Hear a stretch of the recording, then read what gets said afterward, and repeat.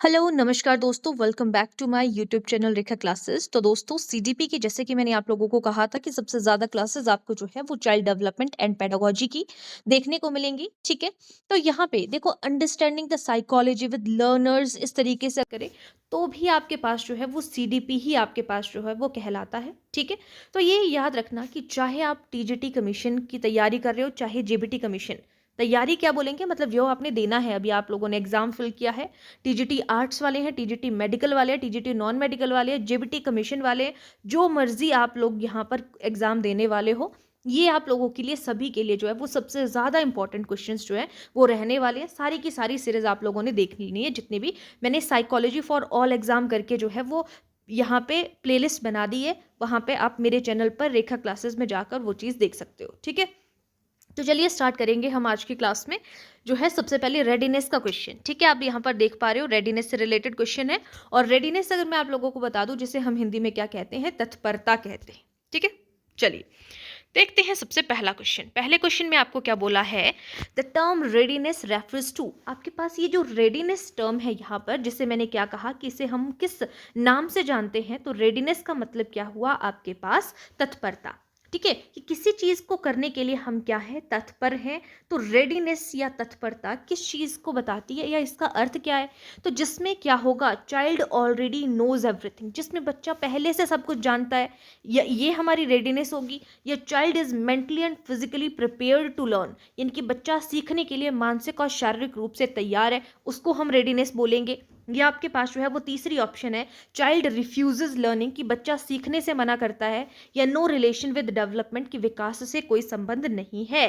तो आपके पास रेडीनेस का मतलब यहाँ पर पूछा था कि इसका अर्थ क्या है, करेक्ट आंसर हो जाएगा option number B, child is mentally and physically prepare to learn, उसको हम क्या कहेंगे, रेडीनेस। तो देखो ये जो हमारे पास यहाँ पर कुछ लॉज ऑफ लर्निंग है, तो लॉज ऑफ लर्निंग का कॉन्सेप्ट किसने दिया है, एडवर्ड ली थॉर्नडाइक ने हमारे पास ये कॉन्सेप्ट दिया है। ठीक है, इन्होंने 3 प्राइमरी लॉज दिए हैं, और 3 प्राइमरी लॉज में एक हमारे पास आता है लॉ ऑफ रेडीनेस, यानी कि तत्परता का नियम। दूसरा आता है लॉ ऑफ इफेक्ट, यानी कि प्रभाव का नियम। और तीसरा आता है लॉ ऑफ एक्सरसाइज, यानी कि अभ्यास का नियम।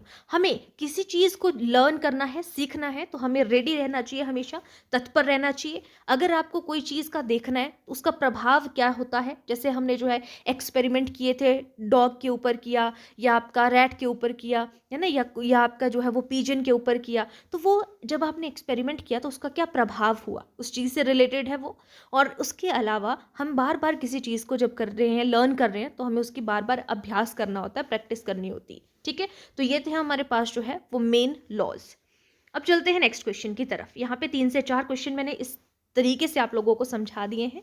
नेक्स्ट क्वेश्चन है क्वेश्चन नंबर 22, और यहाँ पर बोला है, who introduced the concept of learning by doing, कि हमें जो भी चीज़ करनी है उसको करके सीखना है, लर्न करना है, सीखना है, कैसे, करके करना है, डू करके करना है, यानी कि करके सीखने का सिद्धांत किसने दिया है, तो करेक्ट आंसर हो जाएगा यहाँ पर ऑप्शन नंबर बी, यानी कि जॉन डीवे ने यहाँ पर लर्निंग बाय डूइंग का कॉन्सेप्ट दिया है। और इन्होंने जो है वो एजुकेशन के रिगार्डिंग भी जॉन डीवे ने कहा है कि हमारी शिक्षा जो है वो कितने पोलर है, कितने ध्रुव हैं, तो त्रिध्रुवीय, यानी कि 3 पोल्स की यहाँ पे इन्होंने बात की है कि ये हमारी 3 पोलर प्रोसेस होती है, जिसमें एक स्टूडेंट होता है, एक हमारा टीचर होता है, और तीसरा हमारा कंटेंट होता है, जो भी प्रोसेस है, आप प्रोसेस बोल सकते हो। ठीक है, अगर एक क्वेश्चन आए आपके पास कि एजुकेशन 2 पोलर है या द्विध्रुवीय है, तो ये किसने कहा है, तो ये कहा है आपके पास एडम ने कहा है कि शिक्षा आपकी द्विध्रुवीय है। ठीक है, शिक्षा की प्रक्रिया आप यहाँ पर बोल सकते हो, जिसमें आपका टीचर और स्टूडेंट आता है। ओके, और स्किनर के बारे में मैंने आप लोगों को बता दिया था, ऑपरेंट कंडीशनिंग का सिद्धांत इन्होंने दिया था। पीजन और रैट के ऊपर इन्होंने एक्सपेरिमेंट किया था। बंडूरा ने जो है वो ऑब्जर्वेशनल लर्निंग के बारे में, इमिटेट लर्निंग के बारे में, मॉडलिंग लर्निंग के बारे में, सोशल कॉग्निटिव लर्निंग थ्योरी जो है इन्होंने दी है। और जीन प्याजे हैं, जीन प्याजे ने कॉग्निटिव डेवलपमेंट का कॉन्सेप्ट दिया है, और 4 स्टेजेस इन्होंने दी है। Next question, sensitive period in child development. अब बच्चे के हम यहाँ पर विकास के बारे में बात कर रहे हैं, तो सेंसिटिव पीरियड है, संवेदनशील अवधि है, तो कौन सा टाइम जो है वो संवेदनशील होता है बच्चे के लिए, तो यहाँ पर करेक्ट आंसर हो जाएगा आपके पास option number A, child learns best during that time, बच्चा उस समय सबसे ज़्यादा सीखता है जिस टाइम पे सेंसिटिव पीरियड होता है। तो सेंसिटिव पीरियड किसको माना जाता है? उस अवधि को माना जाता है जिसमें बच्चा जो है वो सबसे अच्छा सीखता है। Option number A correct answer हो जाएगा। नेक्स्ट क्वेश्चन है आपके पास, अ स्लो लर्नर रिक्वायर्स, जो धीमी गति से सीखते हैं, जो स्लो गति से सीखते हैं, ऐसे बच्चों को क्या चाहिए? तो स्लो गति से सीखने वाले बच्चों को दंड चाहिए, एक्स्ट्रा टाइम एंड सपोर्ट चाहिए। अब कोई क्लास में बच्चा है, वो धीरे धीरे किसी चीज़ को सीखता है, जब आप उसको करवाते हो तो उसको एक्स्ट्रा टाइम की ज़रूरत होती है। आपको थोड़ी देर के लिए वेट करना पड़ेगा कि वो जब लिख रहा है जो आपने बोर्ड पे लिखा है, उसको थोड़े एक्स्ट्रा सपोर्ट की ज़रूरत होती है। तो option number B correct answer होगा। नेक्स्ट क्वेश्चन है, who gave the theory of classical conditioning, तो क्लासिकल कंडीशनिंग को शास्त्रीय प्रतिवर्तन या शास्त्रीय अनुबंधन का सिद्धांत कहा जाता है। तो ये किसने दिया है? आपको पता है, इवान पावलोव ने दिया है। इन्होंने जो है 1904 में इन्हें जो है वो नोबेल प्राइज से भी सम्मानित किया था, क्योंकि इन्होंने सलाइवेशन यानी कि डॉग की लार या सलाइवा के ऊपर एक्सपेरिमेंट किया था। और स्किनर मैंने आप लोगों को बता दिया था, ऑपरेंट कंडीशनिंग का सिद्धांत इन्होंने दिया था। और थॉर्नडाइक ने जो है वो एसआर थ्योरी दी है, और ट्रायल एंड एरर का कॉन्सेप्ट भी इन्होंने दिया है करके, जो बार बार अभ्यास और त्रुटि का सिद्धांत जिसे हम कहते हैं। और गार्डनर ने जो है वो 8 टाइप की इंटेलिजेंस के बारे में बताया है। प्रीवियस क्लास में गार्डनर से रिलेटेड भी हमने क्वेश्चंस को देखा था। Next question, peer group influences, जो सहपाठी समूह होता है हमारा, जो दोस्त होते हैं, पीयर्स होते हैं, वो प्रभाव डालता है। कैसा प्रभाव डालता है? किस पर प्रभाव डालता है? हमारे मूल्य जो है, वैल्यूज और हैबिट्स पर, न्यूट्रिशन पर, हेरिडिटी पर, हाइट एंड ग्रोथ पर। तो हमारे वैल्यूज एंड हैबिट्स के ऊपर कि हमारी कैसी वैल्यूज होनी चाहिए। अगर कोई गाली वाला दोस्त है, उसके साथ में गालियां ही सीखेंगे। कोई अच्छा है, सदाचार वाला जो है वो है हमारा साथी, तो हम उससे वही चीजें सीखते हैं। तो option number A correct answer होगा। Next question, the best role of a teacher during group learning, जब आप समूह में शिक्षण कर रहे हो, अधिगम कर रहे हो, तो best role of a teacher क्या है? समूह अधिगम में शिक्षक की सर्वोत्तम भूमिका है। कैसा होना चाहिए वो? एज अ फैसिलिटेटर होना चाहिए। Option number A correct answer है। या तो एज अ गाइड होना चाहिए, एज अ फैसिलिटेटर होना चाहिए, इतना ध्यान रखना है। नेक्स्ट क्वेश्चन, अब आ जाता है कंस्ट्रक्टिविज्म से रिलेटेड। तो देखो, रचनावादी हम इसे कहते हैं। तो एक रचनावाद में पूछा गया है कि लर्निंग क्या है। इन कंस्ट्रक्टिविज्म यानी कि रचनावाद के अनुसार लर्निंग क्या है? अगर हम कंस्ट्रक्टिविस्ट की बात करें, तो कंस्ट्रक्टिविस्ट होते हैं जो जहाँ पर चीज़ों का सृजन होता है, खुद से चीज़ें बन रही हैं या चीज़ें खुद से हो रही हैं।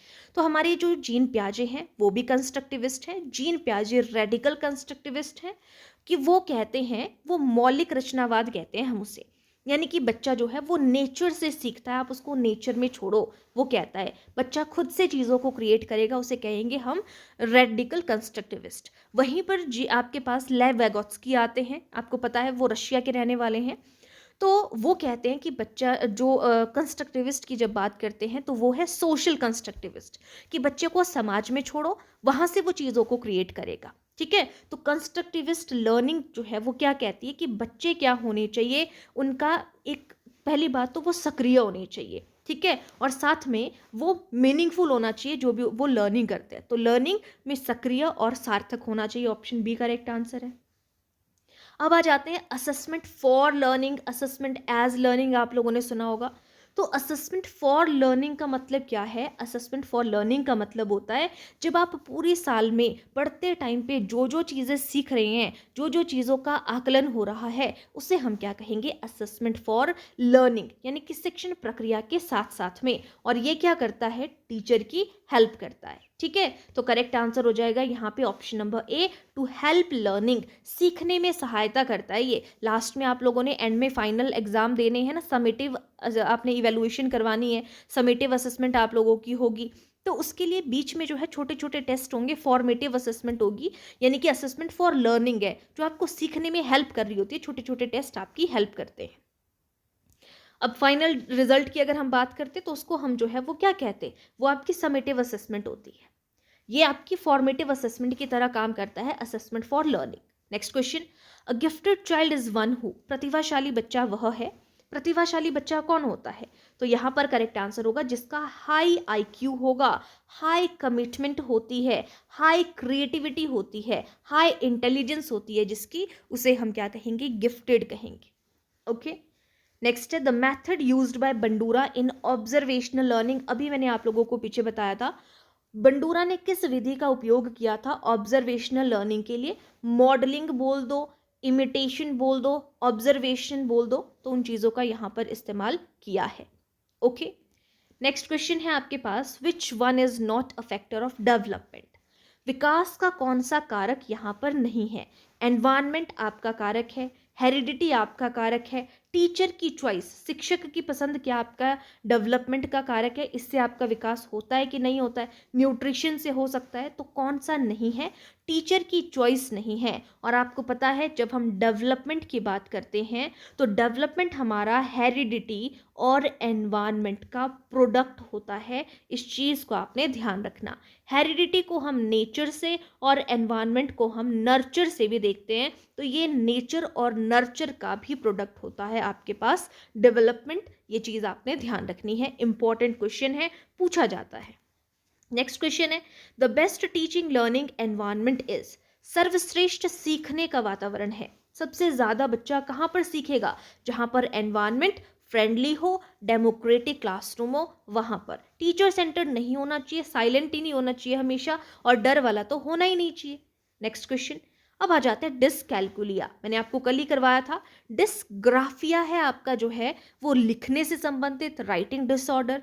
वहीं पर आपका डिसलेक्सिया है आपका रीडिंग डिसऑर्डर, और डिसकैलकुलिया है आपकी मैथमेटिकल एबिलिटी से रिलेटेड, गणितीय क्षमता से संबंधित। ठीक है, राइटिंग का मैंने आपको बता दिया, इसे हम क्या कहेंगे, डिसग्राफिया, और रीडिंग का आएगा डिसलेक्सिया। ठीक है, नेक्स्ट चलेंगे, role of teacher in inclusive classroom is. जो समावेशी कक्ष होता है उसमें टीचर का रोल, शिक्षक की भूमिका कैसी होती है। डिस्क्रिमिनेट करे, बच्चों के अंदर भेदभाव करे, एवरी बच्चे को, हर बच्चे को सपोर्ट करे, अवॉइड करे स्पेशल नीड्स को, ओनली टीच फास्ट लर्नर्स को, तो नहीं। इंक्लूसिव क्लासरूम होता है सभी बच्चों को सपोर्ट करना है, हर बच्चे को समर्थन देना। Option number B correct answer होगा। Next question, punishment in classroom should be. जो कक्षा में दंड जो है वो कैसा होना चाहिए, बढ़ावा देना चाहिए, अवॉइड करना चाहिए, फ्रिक्वेंट होना चाहिए, बार बार होना चाहिए, फ्रिक्वेंटली आपने यूज करना, और पब्लिक ह्यूमिलेशन करनी है, नहीं। तो हमें पनिशमेंट को क्लासरूम में अवॉइड करना है, आपने पनिश नहीं करना है, उनको समझाने की कोशिश करनी। नेक्स्ट है learning is most effective when linked with. अधिगम सबसे प्रभावी होता है जब वह जुड़ा हो, किसके साथ में। जब आपको बोला जाता है ना, आप क्लासरूम में जाते हो माइक्रो मैक्रो के टाइम पे, तो रियल ऑब्जेक्ट्स को जितना आप लेके जाओगे उतना अच्छा रहता है, क्योंकि उससे जो है वो ज़्यादा चीज़ों को सीखेगा। यानी कि रियल लाइफ एक्सपीरियंसेस जो है अगर हो तो उससे बच्चा जो है वो ज़्यादा सीखेगा, जितना वो बुक्स से नहीं सीखेगा, जितना वो रट के नहीं सीखेगा, जितना वो रियल लाइफ एक्सपीरियंसेस से सीखता है। नेक्स्ट क्वेश्चन है 38 पे चले हम। डेवलपमेंटल प्रोसेस, जो विकास की प्रक्रिया है वो कैसी है, प्रिडिक्टेबल है, कि आपने पहले से ही प्रिडिक्ट कर सकते हो आप, एकदम से होता है, नॉन मेजरेबल है या फिक्स्ड है सभी के लिए, तो करेक्ट आंसर होगा ऑप्शन ए, प्रिडिक्टेबल होता है। जैसे किसी की डेवलपमेंट हो रही है, आपका सब कुछ अच्छे से चला है 4-5 साल तक, आपकी ग्रोथ बड़े अच्छे से हो रही है, तो आप प्रिडिक्ट कर सकते हो कि ये बच्चा जो है वो बड़े होके इसकी हाइट बहुत अच्छी होगी। ठीक है, कोई सुस्त सा है, खाना अच्छे से नहीं खाता, तो आप प्रिडिक्ट कर सकते हो कि इसकी जो है ऐसा हो जाएगा। ठीक है, तो आप मतलब डेवलपमेंट प्रोसेस जो होती है वो प्रिडिक्टेबल होती है। Next question, children are naturally, जो बच्चे हैं वो स्वभाव से होते हैं, कैसे, क्यूरियस होते हैं, जिज्ञासु होते हैं, वो व्यवहार से साइलेंट नहीं होते हैं, स्कैर्ड नहीं होते हैं, डिसइंटरेस्टेड। तो बच्चे स्वभाव के जिज्ञासु होते हैं, तभी वो बार बार पूछते हैं कि ये क्या है, क्यों है ना। नेक्स्ट क्वेश्चन पे चलेंगे, कोऑपरेटिव लर्निंग प्रमोट्स। जो कोऑपरेटिव लर्निंग होती है, कोऑपरेटिव का मतलब है जो साथ में लर्निंग हो रही है, सहकारी अधिगम, वो किस चीज़ को बढ़ावा देता है, तो कंपटीशन को बढ़ावा देता है। ग्रुप में जब आप चीज़ों को कर रहे हो, peer learning and team work, peer learning यानी कि समूह के साथ में लर्न करने की चीज़ को, टीम वर्क को बढ़ावा देता है, तो बिल्कुल सही, ऑप्शन बी करेक्ट आंसर हो जाएगा। Next question, the purpose of remedial teaching. मैंने आप लोगों को पिछली क्लास में जो है वो डायग्नोस्टिक टीचिंग और रेमेडियल टीचिंग के रिगार्डिंग बताया था। तो अगर आप लोगों को ध्यान होगा तो आप इसका आंसर जो है वो इजीली कर पाओगे। तो रेमेडियल टीचिंग बोला है, रेमेडी होता है पहले डायग्नोज करता है डॉक्टर, रीजन को ढूंढता है कि क्या प्रॉब्लम है, उसके बाद जो है उस चीज की जो है वो ट्रीटमेंट करता है, यानी कि रेमेडी यानी कि उपचार देता है। इसे उपचारात्मक शिक्षण कहा जाता है। तो इसका उद्देश्य क्या होता है? इसका उद्देश्य है आइडेंटिफाई लर्निंग गैप्स, सीखने की कमियों को पहचाना जाता है रेमेडियल टीचिंग में। ऑप्शन ए करेक्ट आंसर हो जाएगा। ठीक है, बाकी किसी से रिलेटेड नहीं है। Next question, the best evaluation tool for creativity. अब एक टॉपिक आपके पास आता है रचनात्मकता। तो क्रिएटिविटी होनी चाहिए, किसके अंदर होती है सबसे ज्यादा creativity? High creativity, high commitment, high IQ किसके अंदर होता है? जो आपके गिफ्टेड स्टूडेंट होते हैं। तो बेस्ट इवेल्युएशन टूल क्या है? क्रिएटिविटी को कैसे आप जो है वो मूल्यांकन कर सकते हो क्रिएटिविटी का? तो करेक्ट आंसर होगा, बच्चे को प्रोजेक्ट देकर आप उसकी क्रिएटिविटी को देख सकते हो कि वो कैसे करेगा। ऑब्जेक्टिव टेस्ट लोगे कोई क्रिएटिविटी नहीं दिखेगी, क्योंकि वो तो सिर्फ टिक करेगा। ओरल टेस्ट लोगे तब भी नहीं होगा, डिक्टेशन करोगे तब भी नहीं होगा। Next question, emotions affect learning because. जो आपके इमोशंस हैं, आपकी जो भावनाएं हैं, अधिगम को प्रभावित करती हैं। क्योंकि क्यों प्रभावित करती हैं? ट्रॉमा रिड्यूसेस लर्निंग, कि आपको कोई ट्रॉमा है वो सीखने को कम कर सकता है। मोटिवेशन इंक्रीजेस लर्निंग, जो प्रेरणा है अधिगम को बढ़ाती है। इंटरेस्ट इंप्रूव रिटेंशन, रुचि सीखने को स्थायी कर देती है, या ऑल ऑफ द अबव। तो सारी की सारी चीजें हो सकती हैं। भावनाएं अधिगम को प्रभावित करती हैं। ऑप्शन डी करेक्ट आंसर हो जाएगा। सारी की सारी चीजें होती हैं, ये अफेक्ट करती हैं। नेक्स्ट क्वेश्चन की तरफ चलेंगे। क्वेश्चन नंबर 43 हमने डिस्कस किया। Question 44, Thorndike's trial and error theory focuses on. जो ट्रायल एंड एरर की हम बात करें कि बार बार हम ट्राई करेंगे, बार बार अभ्यास करेंगे, बार बार त्रुटि होगी, त्रुटि और अभ्यास का सिद्धांत बोला है। तो करेक्ट आंसर है, यानी कि यहाँ पर उसके बार बार कर रहे हो ना, तो यानी कि कोई प्रभाव दिख रहा है, उससे आपके एरर जो है वो कम हो रहे हैं, यानी कि लॉ ऑफ इफेक्ट इसे कहा जाता है। Next question, a teacher should identify multiple intelligence of student because. शिक्षक को छात्रों की बहुबुद्धियों को की पहचान करनी चाहिए, है ना, ये यहाँ पे बोला है कि पहचान करनी चाहिए। तो उसके लिए सेम मेथड अप्लाई करना चाहिए। या टीचिंग कैन बी इंडिविजुअलाइज्ड, कि बहुबुद्धियों की पहचान करनी है आपने कि अलग अलग टाइप के इंटेलिजेंस उनके अंदर है। तो टीचिंग को जो है, टीचिंग कैन बी इंडिविजुअलाइज्ड होनी चाहिए, शिक्षण व्यक्ति अनुसार हो सके। ऐसी चीज़ों को देखना है कि शिक्षण जैसे बच्चे की ज़रूरत है उस अकॉर्डिंग होना चाहिए, बच्चे के इंटरेस्ट के अकॉर्डिंग होना चाहिए। Moral development is mainly studied by. तो मॉरल डेवलपमेंट का कॉन्सेप्ट किसने दिया है? कोहलबर्ग ने दिया है। पैवलव ने क्लासिकल कंडीशनिंग, स्किनर ने ऑपरेंट कंडीशनिंग, और वॉटसन ने बिहेवियरिज्म का कॉन्सेप्ट दिया है। नेक्स्ट है, language development depends mainly on. जो लैंग्वेज डेवलपमेंट है वो किस पर? आपने भाषा का विकास करना है, तो जितना आप किसी के साथ में इंटरेक्ट करोगे, जितना आपका एक्सपोजर होगा, उस चीज़ के ऊपर डिपेंड करता है।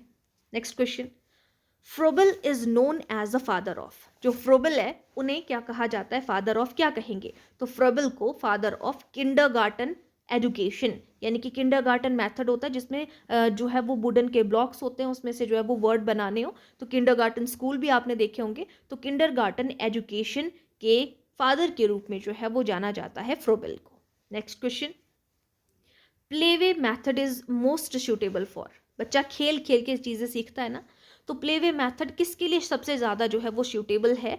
तो वो अर्ली चाइल्डहुड एजुकेशन के लिए, प्रारंभिक बाल्यावस्था शिक्षा के लिए जो है वो सबसे उपयुक्त है। नेक्स्ट है, अ डेमोक्रेटिक क्लासरूम अलाउस। जो लोकतांत्रिक कक्षा में होता है, कैसे होती है लोकतांत्रिक कक्षा या क्लासरूम? उसमें होता है जिसमें स्टूडेंट की पार्टिसिपेशन जो है वो प्रॉपर हो, जिसमें स्टूडेंट की पार्टिसिपेशन होती है उसे डेमोक्रेटिक। जिसमें सिर्फ टीचर की पार्टिसिपेशन होती है वो नहीं होगा, लेकिन जहाँ पे स्टूडेंट की पार्टिसिपेशन होगी उसे डेमोक्रेटिक क्लासरूम कहेंगे। Next question, gender bias in classroom must be. कक्षा में लैंगिक पक्षपात होना चाहिए? नहीं, उसको रिमूव किया जाना चाहिए, ना कि एक्सेप्ट और एनकरेज या इग्नोर, उसको समाप्त किया जाना चाहिए। जेंडर बायस नहीं होना है। नेक्स्ट क्वेश्चन है, emotional intelligence includes ability to. भावनात्मक बुद्धिमत्ता में क्षमता होती है किस चीज़ की? जो हमारे खुद के या दूसरों के इमोशंस होते हैं। अगर आपके अंदर इमोशनल इंटेलिजेंस है तो आप जो है यहाँ पर रिकॉग्नाइज कर सकते हो, पहचान कर सकते हो खुद के और दूसरों के इमोशंस को। Next question, constructive feedback must be, रचनात्मक प्रतिक्रिया होनी चाहिए। जब आप किसी को कंस्ट्रक्टिविस्ट फीडबैक दे रहे हो तो वो पोलाइट होनी चाहिए और हेल्पफुल होनी चाहिए। Next question, learning styles very because, जो लर्निंग के सीखने के आपके तरीके हैं वो वेरी होने चाहिए, अलग अलग होती है, क्योंकि हर लर्नर जो है वो यूनिक होता है, हर बच्चा जो है वो अलग होता है। Next question, formative assessment helps in, अभी हमने पढ़ा था इस चीज़ को, हमने असेसमेंट फॉर लर्निंग कहा था और उसी को हम फॉर्मेटिव असेसमेंट भी कहेंगे। तो ये लर्निंग को इम्प्रूव करने के लिए जो है वो बढ़ावा देने के लिए जो है वो मदद करती है। A good teacher listen to, एक अच्छा शिक्षक सुनता है किस चीज़ को, जो स्टूडेंट्स के थॉट्स हैं उन्हें सुनेगा, उसके जो डाउट्स हैं उनको सुनेगा, सिर्फ बुक्स की नहीं सुनेगा, सिर्फ प्रिंसिपल की नहीं सुनेगा। ऑप्शन ए करेक्ट आंसर होगा। Next question, learning outcomes should be, जो लर्निंग के परिणाम होते हैं वो कैसे होते हैं, होने चाहिए, वो मेजरेबल होने चाहिए, आप उनको जो है वो मापन कर सको, कंफ्यूजन नहीं होनी चाहिए, अनडिफाइंड भी नहीं होने चाहिए, छुपे हुए भी नहीं होने चाहिए, हिडन भी नहीं होने चाहिए, यानी कि तो मेजरेबल होने चाहिए जिसका आप मापन कर सको। नेक्स्ट है, एंग्जाइटी बिफोर एग्जाम इज, यानी कि आपको अगर परीक्षा से पहले चिंता हो तो ये नॉर्मल है, कॉमन है, एबनॉर्मल है, या साइन ऑफ फेलियर है कि आप फेल हो जाओगे या फिर आपको पनिश होना चाहिए, नहीं। ऑप्शन ए करेक्ट आंसर होगा। Next question, inquiry based learning promotes, जिज्ञासा आधारित अधिगम विकसित करता है किस चीज़ को, अगर आपके अंदर जो है वो किसी चीज़ को जानने की बहुत ही ज़्यादा जिज्ञासा है ना, तो आपके अंदर क्वेश्चनिंग स्किल्स जो है वो विकसित करता है ये। Next question, reflection in teaching means, शिक्षण में चिंतन का अर्थ है, जब आप रिफ्लेक्ट कर रहे हो, चिंतन कर रहे हो, तो जब रिफ्लेक्शन हो रही है तो उससे जो है आपका टीचिंग जो है, जो आप खुद से एनालाइज करके टीचिंग कर रहे हो ना, तो रिफ्लेक्ट होती है, बोलते हैं ना ये सारी चीज़ें तुम्हें रिफ्लेक्ट नहीं कर रही हैं, यानी कि वो जो आपने खुद से एनालाइज किया उस चीज़ को इम्प्रूव करता है ये उस टीचिंग को। ऑप्शन ए करेक्ट आंसर हो जाएगा यहाँ पर, improving teaching through self analysis. ठीक है, जैसे हमारे पास है क्वेश्चन यहाँ पे डेवलपमेंट इज, तो डेवलपमेंट क्या है, हमने इस क्वेश्चन को पहले देख लिया है। तो डेवलपमेंट जो है वो क्वांटिटेटिव भी होता है और क्वालिटेटिव भी होता है। क्वांटिटी का मतलब है आप जहाँ पर जो है वो चेक कर सकते हो मापन में कि इतना जो है वृद्धि हुई, विकास हुआ, तो ये क्वांटिटेटिव और क्वालिटेटिव, गुणात्मक और परिमाणात्मक, गुणात्मक होता है क्वालिटेटिव, परिमाणात्मक होता है आपका क्वांटिटेटिव। ठीक है, जब हम ग्रोथ की बात करें तो ग्रोथ आपकी सिर्फ और सिर्फ क्वांटिटेटिव होती है, लेकिन जब डेवलपमेंट की बात करें तो ये क्वालिटेटिव और क्वांटिटेटिव दोनों होता है। Next question, which of the following is not a principle of development, development का विकास नहीं, ये सिद्धांत नहीं है। डेवलपमेंट प्रोसीड्स फ्रॉम, जो डेवलपमेंट है ये जनरल टू स्पेसिफिक होती है, यानी कि सामान्य से विशिष्ट। डेवलपमेंट कॉन्टिन्यूस होती है, बिल्कुल सही, लगातार प्रोसेस होती रहती है। All children develops at same rate, सभी बच्चे जो है वो विकसित हो रहे हैं, अगर सबका विकास हो रहा है सेम रेट पे होता है। या development proceeds from head to toe, development head to toe होती है, सभी बच्चे का अगर किसी की डेवलपमेंट जो है वो 90% हो रही है या अच्छी से हो रही है तो ज़रूरी नहीं है सबकी अच्छे से हो, तो ये सबका अपना अपना जो है वो रेट होता है, सेम रेट नहीं है, तो ये नहीं है। बाकी डेवलपमेंट जो है वो जनरल टू स्पेसिफिक होती है, कॉन्टिन्यूस होता है और हेड टू टो होता है। इसे हम क्या कहेंगे, डेवलपमेंट ऑफ डायरेक्शन कहेंगे। इसमें हेड टू टो को क्या कहा जाता है, ये कॉन्सेप्ट मैंने आप लोगों को बताया था, इसे सिफेलो कॉडल कहा जाता है। ठीक है, वहीं पर अगर हम बात करें कि किसी की डेवलपमेंट होती है सेंटर टू पेरिफेरी, तो उसको क्या कहा जाता है, केंद्र से बाहर की तरफ, यानी कि तो उसको क्या कहा जाता है, प्रोक्सिमो डिस्टल कहा जाता है। Next question, learning occurs best when, सीखना सबसे अच्छा कब होता है, जब लर्निंग या लर्नर जो है, जो सीखने वाला है वो क्या हो, एक्टिव हो। ऑप्शन ए करेक्ट आंसर होगा। Who gave the concept of observational learning, तो हमने अभी पढ़ा था पीछे, बंडूरा ने ये कॉन्सेप्ट दिया है। इसके अलावा जो ऑप्शंस है वो मैंने आप लोगों को बता दिया था। एक क्वेश्चन आप लोगों के लिए है, जिसने पिछली क्लासेस लगाई होंगी उसको पता होगा, जिसने पिछली क्लासेस नहीं देखी है, जो फर्स्ट क्लास है जिसकी आज, तो आप लोगों ने यहाँ पे ध्यान रखना है, पिछली क्लासेस देख सकते हो आप। प्लेलिस्ट मैंने बनाई हुई है साइकोलॉजी फॉर ऑल एग्जाम करके, जिनका मेडिकल नॉन मेडिकल आर्ट्स का पेपर है, सबके लिए बहुत ही ज़्यादा इंपॉर्टेंट रहने वाले हैं। अभी आपको पता है कि 17 से आप लोगों के एग्जाम्स जो है वो स्टार्ट हो जाएंगे, बाकी जेबीटी वाले स्टूडेंट्स के लिए भी उतना ही ज़्यादा इंपॉर्टेंट वो वाले पोर्शंस रहेंगे। तो स्पाइरल करिकुलम का कॉन्सेप्ट किसने दिया है, ये क्वेश्चन मैंने आप लोगों के लिए दिया है, आप लोगों ने मुझे बताना है, ऑलरेडी मैंने पिछली क्लासेस में करवाया हुआ है। Next question, readiness for learning is given by. ये रेडीनेस मैंने 3 प्राइमरी लॉज आप लोगों को बताए हैं, law of readiness, law of effect और लॉ ऑफ आपका जो है वो तीसरा कौन सा आ गया, रेडीनेस हो गया और आपका इफेक्ट हो गया और एक्सरसाइज है। तो किसने दिए हैं, एडवर्ड ली थॉर्नडाइक ने दिए हैं। फर्स्ट एजुकेशनल साइकोलॉजिस्ट भी हम इन्हें कहते हैं। नेक्स्ट क्वेश्चन है, the ability to think logically appears in which stage of पियाजे। तार्किक सोचने की क्षमता पियाजे के किस चरण में विकसित होती है कि बच्चा जो है वो तार्किक रूप से सोच सकता है, रीजनिंग कर रहा है, तो वो है कंक्रीट ऑपरेशनल स्टेज में बच्चा जो है वो तार्किक सोच रहा है। अगर आपसे पूछा जाए कि एब्स्ट्रैक्ट रीजनिंग वो किस चीज में करेगा, तो एब्स्ट्रैक्ट करेगा वो फॉर्मल ऑपरेशनल स्टेज में। ठीक है, इतना चीजें ध्यान रखना है। Motivation in classroom mainly helps in, जो कक्षा में प्रेरणा है, जो मोटिवेशन है वो मुख्य रूप से किस में मदद करता है, डिसिप्लिन में आपकी मोटिवेशन हेल्प करती है, एक्टिव लर्निंग में कि आप जो सीख रहे हो उसमें सक्रिय रहने के लिए, पनिशमेंट के लिए हेल्प मदद करती है, मेमोराइजेशन के लिए। तो कक्षा में प्रेरणा जो है वो हेल्प करती है आपकी एक्टिव लर्निंग के लिए। ऑप्शन बी करेक्ट आंसर होगा। The process of adjustment with environment is called, जो पर्यावरण के साथ समायोजन है, हम बोलते हैं ना कि वो यहाँ पे इजीली एडजस्ट नहीं कर पाएगा या नहीं कर पा रहा है, तो प्रोसेस एडजस्टमेंट की, समायोजन की एनवायरनमेंट के साथ, उसको क्या कहा जाता है, तो उसे कहा जाता है एडजस्ट नहीं कर पा रहा है, अडप्ट नहीं कर पा रहा है, ऑप्शन सी अडप्टेशन कहा जाता है उसे। नेक्स्ट है, according to Vygotsky learning is, तो वाइगोत्स्की क्या कहते हैं कि लर्निंग कैसी होनी चाहिए, सोशल प्रोसेस है, ये सामाजिक प्रक्रिया है। ऑप्शन बी करेक्ट आंसर होगा। नेक्स्ट है, the method play way of teaching was given by, खेल विधि का कॉन्सेप्ट किसने दिया है कि बच्चे को खेल के थ्रू सिखाना है, तो बच्चे की प्ले वे मेथड जो है वो किसने दिया है, फ्रॉबेल ने दिया है। फ्रेडरिच फ्रॉबेल हम इन्हें कहते हैं, इनका पूरा नाम। इन ऑपरेंट कंडीशनिंग रेनफोर्समेंट, जो रेनफोर्समेंट है, पुनर्वलन है, वो क्या करता है, देखो रेनफोर्समेंट आपकी पॉजिटिव भी हो सकती है, नेगेटिव भी हो सकती है। ये स्किनर की थ्योरी में आती है हमारे पास, पॉजिटिव रेनफोर्समेंट और नेगेटिव रेनफोर्समेंट।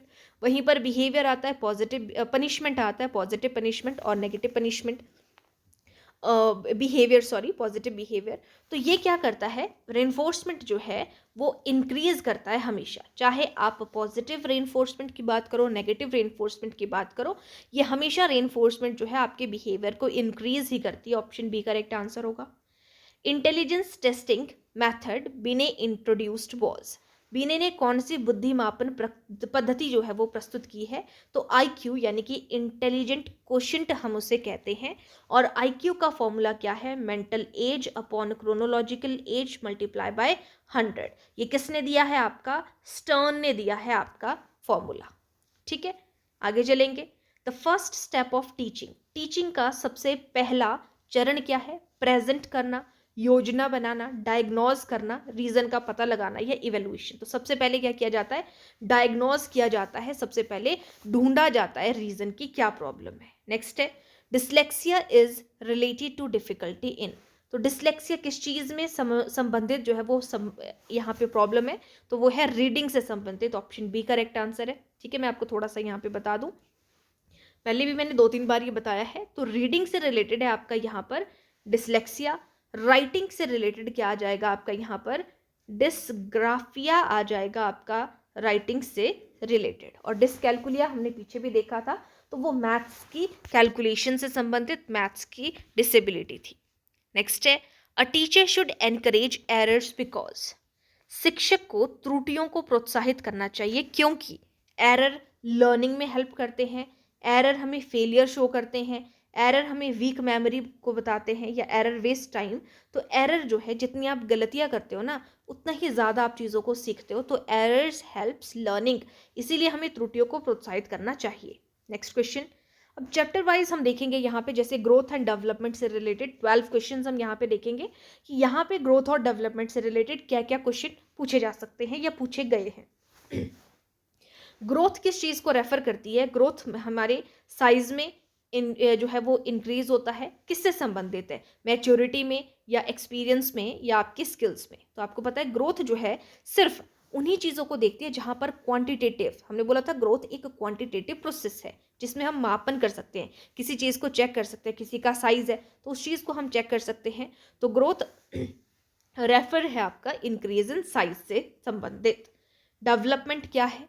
तो डेवलपमेंट एक लाइफ लॉन्ग प्रोसेस है, लिमिटेड है, सिर्फ बचपन तक रहती है, चाइल्डहुड तक, या फिर एडोलेसेंस के बाद रुक जाती है, ये टेम्परेरी चेंज है। तो ये एक लाइफ लॉन्ग प्रोसेस है, पूरे जीवन पर्यंत चलती रहती है, कॉन्टिन्यूसली चलती है वो भी।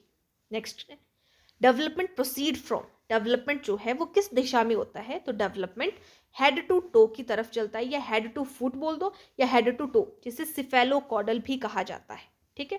Next question, individual differences are the outcome of, व्यक्तिगत विभिन्नताएं किस कारण होती हैं? तो ये जो व्यक्तिगत विभिन्नताएं हैं ये हेरिडिटी और एनवायरनमेंट, वंशानुक्रम और वातावरण दोनों की वजह से होती हैं।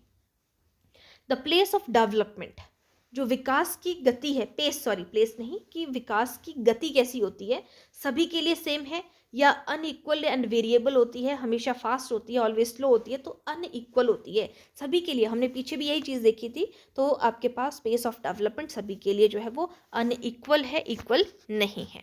नेक्स्ट है, adolescence is also known as, जो अडोलेसेंस है इसको किस नाम से जाना जाता है? तो स्ट्रेस एंड स्टॉर्म्स पीरियड के नाम से हम इसे जानते हैं। ऑप्शन ए करेक्ट आंसर हो जाएगा यहाँ पे। नेक्स्ट है, which is not a dimension of development, कि विकास का क्षेत्र कौन सा नहीं है? तो देखो फिजिकल जो है ये भी हमारे पास जो है वो विकास का क्षेत्र है, इमोशनल भी है, सोशल भी है, एक्सीडेंटल नहीं है। सिर्फ शारीरिक विकास, सांवेगिक विकास, सामाजिक विकास, नैतिक विकास, है ना, संज्ञानात्मक विकास, मानसिक विकास, सारे हमारे पास जो है वो विकास के एरियाज के अंदर आते हैं। हेरिडिटी डिटरमाइंस, आनुवंशिकता मुख्य रूप से किसे निर्धारित करती है? हेरिडिटी किस चीज़ को डिटरमाइन करती है? तो हाइट और कलर को, स्कूल के डिसिप्लिन को, सोशल हैबिट। हेरिडिटी का मतलब है आपके पेरेंट्स से आपको कुछ मिला हो, तो वो आपको हाइट और कलर मिल सकता है, बाकी चीज़ें नहीं। ऑप्शन ए करेक्ट आंसर है। एनवायरनमेंट इन्फ्लुएंसेस, पर्यावरण किस चीज़ को प्रभावित करता है? तो पर्यावरण पर्सनैलिटी को, लर्निंग को, बिहेवियर को, तीनों चीज़ों को प्रभावित कर सकता है। ऑप्शन डी करेक्ट आंसर होगा। नेक्स्ट है, which period is best for language learning, के लिए सबसे बेस्ट सर्वोत्तम अवधि कौन सी है? तो ऑप्शन बी अर्ली चाइल्डहुड, जो 2 से 6 वर्ष तक चलती है। इस टाइम पे आपकी लैंग्वेज की डेवलपमेंट बहुत ही ज़्यादा फास्ट होती है, तेज़ होती है। नेक्स्ट है, emotional development is fastest in, भावनात्मक विकास सबसे तेजी से किस अवस्था में होता है? आपके इमोशन सबसे ज़्यादा जो है वो डेवलप किस अवस्था में होते हैं? तो आपके अडोलेसेंस में, किशोरावस्था में सबसे ज़्यादा जो है वो आपके, देखो लैंग्वेज की डेवलपमेंट की बात कर रहे थे, तो लैंग्वेज की डेवलपमेंट है आपके पास सबसे ज़्यादा अर्ली चाइल्डहुड में। ठीक है। वहीं इमोशनल इंटेलिजेंस की बात करें तो ये होगी आपकी अडोलेसेंस में। नेक्स्ट है, the principle general to specific applies to, सामान्य से विशिष्ट सिद्धांत किससे संबंधित है? तो ये आपके लर्निंग स्किल से, मोटर डेवलपमेंट से, इंटेलिजेंस से, या हैबिट फॉर्मेशन से। तो सामान्य से विशिष्ट, पहले बच्चा यहाँ पर जनरल चीज़ों को करेगा जो सामान्य चीज़ें, उसके बाद कुछ विशिष्ट चीज़ें करने लगेगा जब उसकी डेवलपमेंट होगी, तो इसे हम मोटर डेवलपमेंट कहेंगे। जो कि आपके, जैसे हम बोलते हैं ना कि बच्चा पहले क्या करेगा, पहले वो सारे हाथ को उठाएगा, पहले वो गतिक कौशल को करेगा, ग्रॉस मोटर स्किल्स को करेगा, उसके बाद जो है वो फाइन मोटर, बिल्कुल छोटे छोटे जैसे मांसपेशियों को चलाना सीखेगा, उनके ऊपर कंट्रोल करेगा, तो उसको हम क्या कहेंगे, जनरल टू स्पेसिफिक। वो चलता है, पहले इजी चीज़ों को करेगा, फिर जो है वो टफ चीज़ों की तरफ चलता है, उसे मोटर डेवलपमेंट कहा जाता है। ठीक है। तो आज के लिए हमने यहाँ तक चीज़ें की, इससे नेक्स्ट करेंगे हम नेक्स्ट क्लास में।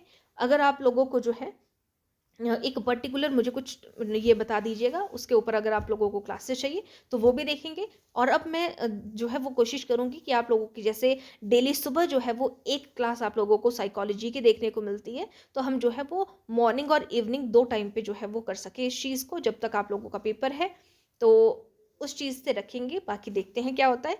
बाकी आपने टेंशन नहीं लेनी है, एग्जाम से पहले सारी चीज़ें आप लोगों को करवाऊंगी जो मैंने साइकोलॉजी के बताए हैं। ठीक है।